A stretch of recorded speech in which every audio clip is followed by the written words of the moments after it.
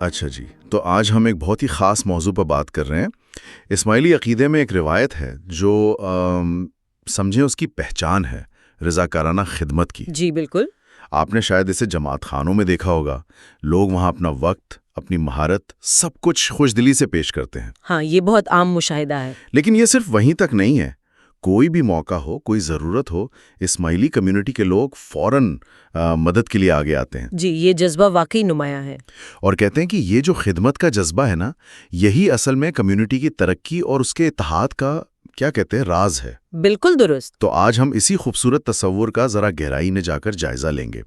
ہمارے پاس کچھ نوٹس ہیں، کچھ تحقیق ہے اس پر۔ جی، ہم کوشش کریں گے کہ اہم نکات آپ تک پہنچائیں۔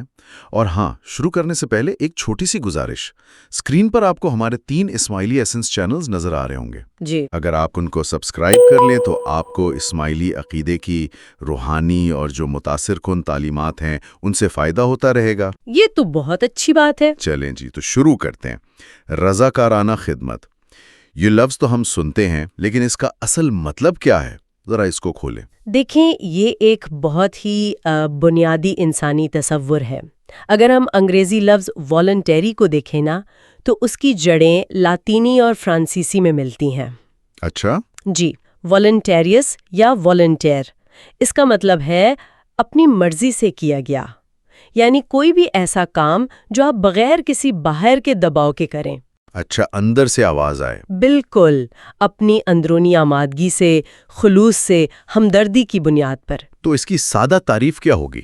سادہ تعریف یہ ہے کہ دوسروں کی مدد کرنے کا کوئی بھی عمل جس کے پیچھے نیت خالصتاً مدد کرنا ہو اور بدلے میں کسی انعام یا معاوضے کی کوئی توقع نہ ہو، یعنی بس مدد کر دی، بات ختم۔ اور یہ کوئی آج کی بات نہیں ہے، یہ انسانیت جتنی ہی پرانی ہے۔ انسان شروع سے ہی آپ دیکھیں مل جل کر رہتے آئے ہیں، صحیح، ذمہ داریاں بانٹتے رہے ہیں، ایک دوسرے کا سہارا بنتے رہے ہیں۔ تو یہ ایک عالمگیر اصول ہے، ہر کلچر میں، ہر مذہب میں آپ کو ملے گا۔ یہ فرق سمجھنا واقعی اہم ہے، خاص طور پہ آج کل ہر چیز کی قیمت لگتی ہے۔ لیکن آپ نے وہ مثال دی نا کون سی؟ کہ اگر کوئی حادثہ ہو جائے خدا نخواستہ تو لوگ یہ نہیں پوچھتے کہ بھئی مجھے پیسے دو گے تو میں مدد کروں گا۔ ہاں بالکل نہیں، سب فوراً لپکتے ہیں۔ جی، دینے والا بھی سمجھتا ہے میرا انسانی فرض ہے، لینے والا بھی۔ ٹھیک، شاید یہی رضاکارانہ خدمت کا اصل جوہر ہے کہ بس مدد کرنی ہے کیونکہ یہ صحیح کام ہے، انسانیت ہے۔ بالکل ٹھیک کہا آپ نے۔ اچھا، تو یہ تو ہو گئی ایک عمومی سی بات۔ اب آتے ہیں اسلام کی طرف۔ اسلام اس تصور کو کیسے دیکھتا ہے؟ اسلام میں تو خدمت کا تصور بہت مرکزی حیثیت رکھتا ہے۔ قرآن میں ایک آیت ہے، سورہ 47 آیت 7، وہ بظاہر تھوڑی حیران کن لگتی ہے۔ اچھا، وہ کیا ہیں؟ اے ایمان والو، اگر تم اللہ کی مدد کرو گے تو وہ تمہاری مدد کرے گا اور تمہارے قدم مضبوط کر دے گا۔ یہاں ایک سوال آتا ہے ذہن میں، اللہ تو الصمد ہے، بے نیاز ہے، اسے تو کسی کی ضرورت نہیں، جی، تو پھر وہ انسانوں سے اپنی مدد کیوں مانگ رہا ہے؟ یہ اللہ کی مدد کرنے کا کیا مطلب ہوا؟ یہ بہت اہم سوال ہے اور اس کا جواب بھی قرآن ہی میں ہے۔ سورہ 61 آیت 14 میں اچھا، اللہ تعالیٰ فرماتا ہے، اے ایمان والو، اللہ کے مددگار بنو، جیسا کہ عیسیٰ ابن مریم نے اپنے حواریوں سے کہا تھا، اللہ کی راہ میں میرے مددگار کون ہیں؟ انہوں نے کہا، ہم اللہ کے مددگار ہیں۔ کہ اللہ کی مدد سے مراد براہ راست اللہ کی ذات کی مدد نہیں، ظاہر ہے وہ تو ممکن ہی نہیں۔ ہاں، وہ تو بے نیاز ہے، جی، بلکہ اس کے بھیجے ہوئے جو نبی ہیں، امام ہیں، ان کے ذریعے اس کے دین کی، اس کے پیغام کی مدد کرنا ہے۔ اچھا، یعنی ان کے کام میں ہاتھ بٹانا۔ بالکل، جب حضرت عیسیٰ کے حواریوں نے ان کے مشن میں ان کا ساتھ دیا نا، تو ان کی وہ بے لوث خدمت دراصل اللہ ہی کی خدمت قرار پائی۔ سبحان اللہ۔ اسی بات کو قرآن ایک اور جگہ سورہ 22 آیت 40 میں یوں کہتا ہے، اللہ ضرور ان لوگوں کی مدد کرے گا جو اس کے دین کی مدد کرتے ہیں۔ تو یہ تعلق بالکل صاف ہے، یعنی اللہ کے نیک بندوں، اس کے دین، اس کے پیغام کی حمایت کرنا ہی اصل میں اللہ کی مدد کرنا ہے۔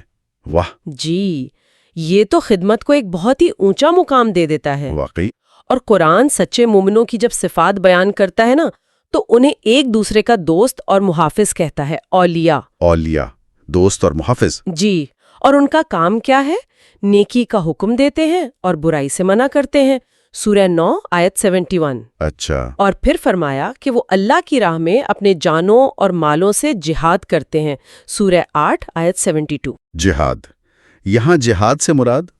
یہاں جہاد کا مطلب صرف لڑنا نہیں ہے، بلکہ ہر وہ کوشش، ہر وہ جد و جہد جو اللہ کی خوشی کے لیے کی جائے، اور اس خدمت اور کوشش کے بدلے میں انہیں کیا ملتا ہے؟ اللہ کی دوستی اور محبت۔ اللہ کی محبت۔ جی، تو خلاصہ یہ ہوا کہ اسلام کی نظر میں خدمت کی سب سے اعلیٰ شکل وہ ہے جو اللہ کی خاطر انسانیت کے لیے کی جائے، جس کا مقصد دنیا کا کوئی فائدہ نہیں بلکہ اللہ کی لازوال محبت کا حصول ہے۔ صحیح، جیسا کہ قرآن میں آیا ہے، سورہ 5 آیت 99، اور اللہ نیکی کرنے والوں سے محبت کرتا ہے۔ اور ایک اور آیت بھی آپ نے بتائی تھی؟ جی، سورہ 2 آیت 184، اور جو کوئی خوشی سے نیکی کرے تو یہ اس کی اپنی ذات کے لیے بہتر ہے۔ یعنی فائدہ بھی اپنا ہی ہے؟ یعنی خدمت صرف دوسروں کے لیے نہیں، اپنے لیے بھی ہے۔ تو بنیادی طور پر اسلام میں خدمت صرف کوئی اچھا سماجک کام نہیں ہے؟ نہیں، بالکل نہیں۔ یہ تو عبادت کا درجہ رکھتی ہے، ایمان کا عملی اظہار ہے، اور اللہ کا قرب حاصل کرنے کا ذریعہ ہے۔ یہ سمجھنا واقعی بہت اہم ہے۔ بالکل، یہاں بات واقعی اور دلچسپ ہو جاتی ہے۔ اگر ہم خاص طور پر پیغمبر اسلام حضرت محمد مصطفیٰ صلی اللہ علیہ وسلم کی تعلیمات اور ان کی زندگی کو دیکھیں تو وہاں ہمیں خدمت کے بارے میں کیا ملتا ہے؟ آپ صلی اللہ علیہ وآلہ وسلم کی زندگی تو خدمت خلق کا ایک مکمل نمونہ ہے۔ آپ کی تعلیمات، آپ کے عمل، سب اسی سے بھرے پڑے ہیں۔ مثلاً آپ نے کمیونٹی کے آپس کے تعلق پر، ایک دوسرے کی مدد پر بہت زور دیا۔ ایک بہت مشہور حدیث ہے، جی، مومن ایک دوسرے کے لیے ایک عمارت کی طرح ہے جس کا ایک حصہ دوسرے حصے کو مضبوط کرتا ہے۔ ایک عمارت کی طرح؟ جی، اور یہ سمجھانے کے لیے آپ نے اپنی مبارک انگلیوں کو آپس میں پیوست کر کے یعنی یوں جوڑ کر دکھایا۔ واہ، کیا خوبصورت تصویر کشی ہے، اتحاد کی، بامی تعاون کی۔ بالکل۔ پھر آپ نے پوری انسانیت کو ایک کنبہ قرار دیا، فرمایا میں گواہی دیتا ہوں کہ اللہ کے تمام بندے آپس میں بھائی بھائی ہیں۔ سب انسان بھائی بھائی؟ جی، اور ایک اور بہت پیاری حدیث ہے، مخلوق اللہ کا کنبہ، عیال اللہ۔ اللہ کا کنبہ؟ جی، یعنی اللہ کی فیملی۔ لہٰذا اللہ کی نظر میں سب سے زیادہ محبوب وہ ہے جو اس کے کنبے یعنی مخلوق کے ساتھ سب سے زیادہ بھلائی کرنے والا ہو۔ یعنی خدمت صرف مسلمانوں تک محدود نہیں؟ نہیں، بالکل نہیں، پوری انسانیت، اللہ کی ساری مخلوق اس میں شامل ہے۔ یہ بہت وسیع تصور ہے۔ اچھا، اور کون سا عمل اللہ کو سب سے زیادہ پسند ہے؟ اس بارے میں کچھ رہنمائی ہے؟ جی ہاں، بالکل واضح رہنمائی ہے۔ ایک حدیث میں ہے، اللہ کے نزدیک سب سے زیادہ محبوب وہ شخص ہے جو عام لوگوں کے لیے سب سے زیادہ نفع بخش ہو، سب سے زیادہ فائدہ پہنچانے والا۔ جی، اور اعمال میں سب سے زیادہ محبوب عمل یہ ہے کہ تم کسی مسلمان کو خوشی پہنچاؤ، یا اس کی کوئی تکلیف دور کر دو، یا اس کا قرض ادا کر دو، یا اس کی بھوک مٹا دو، یعنی عملی مدد۔ عملی مدد۔ اور دیکھیں ایک اور روایت میں اس کی اہمیت کیسے واضح کی گئی ہے، فرمایا لوگ اللہ کا گھرانہ ہے، اور اللہ کے نزدیک سب سے زیادہ محبوب وہ ہے جو اس کے گھرانے کی مدد کرتا ہے اور انہیں خوشی پہنچاتا ہے۔ پھر وہی گھرانے والی بات۔ جی، اور آگے فرمایا کسی مسلمان بھائی کے ساتھ اس کی ضرورت پوری کرنے کے لیے چلنا، یعنی صرف خود نہیں کرنا، اس کے ساتھ جانا۔ اچھا، اس کے ساتھ لگ جانا، اچھا، اللہ کے نزدیک کعبے میں 2 ماہ کے اعتکاف سے زیادہ عزیز ہے۔ 2 ماہ کے اعتکاف سے زیادہ؟ یہ تو بہت بڑی بات ہے۔ یہ خدمت کی عظمت کو ظاہر کرتا ہے، اور شاید سب سے جامع بات جو آپ صلی اللہ علیہ وآلہ وسلم نے فرمائی وہ یہ ہے کہ کلو معروف صدقۃن۔ کلو معروف صدقۃن۔ اس کا مطلب ہر نیک کام صدقہ ہے۔ ہر اچھا کام، ہر بھلائی کا کام صدقہ ہے۔ ہر نیک کام، تو یہ بہت اہم نکتہ ہے۔ اس کا مطلب تو یہ ہوا کہ خدمت صرف پیسے دینے یا کوئی بہت بڑا کام کرنے کا نام نہیں؟ نہیں، بالکل نہیں۔ کیا چھوٹی چھوٹی نیکیاں بھی خدمت میں شمار ہوتی ہیں اسلام میں؟ جی بالکل، یہی تو اسلام کی خوبصورتی ہے۔ قرآن میں دیکھیں بار بار ایسی چیزوں کا ذکر ہے جو شاید ہمیں چھوٹی لگیں۔ مثلاً اس زمانے میں غلامی ایک بڑا مسئلہ تھی، تو غلام آزاد کرنا، یہ تو بہت بڑا کام تھا۔ جی، پھر غریبوں اور مسکینوں کو کھانا کھلانا، یہ بھی بہت اہم ہے۔ یتیموں کی دیکھ بھال کرنا، ان کے حقوق کا خیال رکھنا، یہ سب قرآن میں بار بار آیا ہے۔ صحیح۔ اور احادیث میں تو آپ دیکھیں بے شمار مثالیں ہیں۔ آپ صلی اللہ علیہ وسلم نے فرمایا کہ راستے سے کوئی تکلیف دہ چیز ہٹا دینا، کوئی پتھر، کوئی کانٹا، یہ بھی صدقہ ہے۔ راستے سے پتھر ہٹانا بھی صدقہ؟ کتنا سادہ عمل ہے۔ جی، پھر فرمایا ہر روز جسم کے ہر جوڑ پر صدقہ واجب ہے، یعنی روزانہ کچھ نہ کچھ نیکی کرنی ہے۔ دو لوگوں کے درمیان انصاف کرا دینا صدقہ ہے۔ اچھا، صلح صفائی کرانا۔ جی، پھر فرمایا کسی آدمی کو اس کے جانور پر سوار ہونے میں مدد کرنا یا اس کا سامان اٹھوا دینا صدقہ ہے۔ کسی کی مدد کر دینا، چھوٹی سی بھی۔ ہاں، اچھی بات کہنا صدقہ ہے۔ میٹھے بول۔ جی، نماز کے لیے اٹھنے والا ہر قدم صدقہ ہے، اور کسی کو راستہ بتا دینا بھی صدقہ ہے۔ یہ تو بہت لمبی فہرست لگتی ہے۔ بہت لمبی ہے۔ دوسروں کو سلام کرنا، نیکی کا حکم دینا، برائی سے روکنا، یہاں تک کہ خود کو کسی کو نقصان پہنچانے سے روک لینا، یہ بھی صدقہ ہے۔ اور ایک حدیث میں تو یہاں تک ہے کہ اگر کوئی پرندہ یا جانور آپ کے کھیت سے کچھ کھا لے تو وہ بھی آپ کے لیے صدقہ ہے۔ سبحان اللہ، یہ تو واقعی ایک مکمل ضابطۂ حیات لگتا ہے۔ یہ صرف پیسے کی مدد نہیں بلکہ ایک ہمدرد، ایک مہربان معاشرہ کیسے بنایا جائے۔ بالکل۔ اس کے لیے اخلاقی، سماجی، روحانی ہر طرح کی رہنمائی موجود ہے۔ ہر چھوٹا بڑا عمل اہمیت رکھتا ہے۔ بالکل۔ اچھا، اب اگر ہم اسے ذرا تاریخی پرسپیکٹو میں دیکھیں، یہ اصول عملی طور پر کیسے نظر آئیں، خاص طور پر اسلام کے شروع کے دور میں؟ دیکھیں، مدینہ میں پیغمبر اسلام صلی اللہ علیہ وسلم نے جو کمیونٹی بنائی نا، وہ رضاکارانہ خدمت کی بہترین مثال ہے۔ اس معاشرے کی بنیادی ہمدردی، تعاون اور خدمت پر تھی۔ اچھا۔ مثال کے طور پر مسجد نبوی، جو اس کمیونٹی کا دل تھی، وہ کیسے بنی؟ کیسے؟ وہ مکمل طور پر رضاکارانہ محنت سے بنی۔ لوگوں نے خود بنائی، خود پیغمبر اسلام صلی اللہ علیہ وسلم اپنے صحابہ کے ساتھ مل کر پتھر اٹھاتے تھے۔ اللہ اکبر، خود نبی اکرم صلی اللہ علیہ وسلم؟ جی، ایک واقعہ مشہور ہے کہ آپ صلی اللہ علیہ وسلم نے ایک صحابی کو دیکھا، وہ شاید زیادہ محنت کر رہے تھے، 2 پتھر اٹھائے ہوئے تھے، تو آپ نے فرمایا کہ تمہیں دوسروں سے دوہرا اجر ملے گا۔ یعنی حوصلہ افزائی بھی کرتے تھے؟ بالکل، خود مثال بنتے اور حوصلہ بھی بڑھاتے۔ پھر وہ واقعہ دیکھیں جب مکہ سے مسلمان ہجرت کر کے مدینہ آئے، مہاجرین۔ جی، ہجرت مدینہ۔ تو مدینہ کے جو مقامی مسلمان تھے، انصار، انہوں نے جس کھلے دل سے ان کا استقبال کیا، وہ تاریخ میں مثال نہیں ملتی اس کی۔ کیا کیا تھا انہوں نے؟ آدھا آدھا، جب تک کہ وہ خود اپنے پاؤں پر کھڑے نہیں ہو گئے۔ یہ تو واقعی بے مثال ہے۔ یہ رضاکارانہ خدمت اور بھائی چارے کی عظیم مثال ہے۔ یہاں تک کہ شروع میں جو جنگیں ہوئیں دفاع کے لیے، ان میں بھی زیادہ تر فوج رضاکاروں کی ہوتی تھی۔ اچھا، کوئی تنخواہ دار فوج نہیں تھی؟ بہت کم، زیادہ تر لوگ اپنے جذبے سے آتے تھے۔ تو ہم کہہ سکتے ہیں کہ شروع کے اسلامی معاشرے کی پوری عمارت ہی رضاکارانہ خدمت کے ستونوں پر کھڑی تھی۔ یہ کوئی ڈیوٹی نہیں تھی، بلکہ محبت، ہمدردی، اتحاد کا ایک مقدس عمل تھا۔ یہ تو واقعی ایک شاندار ماضی ہے۔ اب اگر ہم آج کے دور میں آئیں، جی خاص طور پر اسماعیلی کمیونٹی کے حوالے سے جس کا ہم نے شروع میں ذکر کیا، جی، کیا خدمت کا وہی جذبہ آج بھی ویسا ہی ہے یا وقت کے ساتھ کچھ بدلا ہے؟ دیکھیں، جذبہ تو میرے خیال میں وہی ہے، لیکن اس کے اظہار میں، اس کی تنظیم میں وقت کے ساتھ ساتھ ایک بڑا دلچسپ ارتقا ہوا ہے۔ کیسا ارتقا؟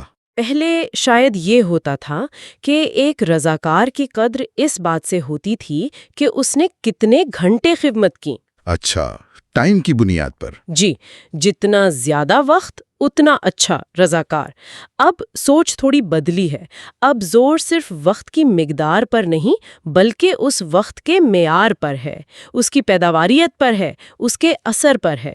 یعنی ایک رضاکار کی کوشش سے ادارے کو، کمیونٹی کو کتنا فائدہ پہنچ رہا ہے، کتنا مؤثر ہے وہ کام۔ یہ تو بہت اہم تبدیلی ہے، یعنی کوالٹی اوور کوانٹٹی۔ بالکل، یہی بات ہے۔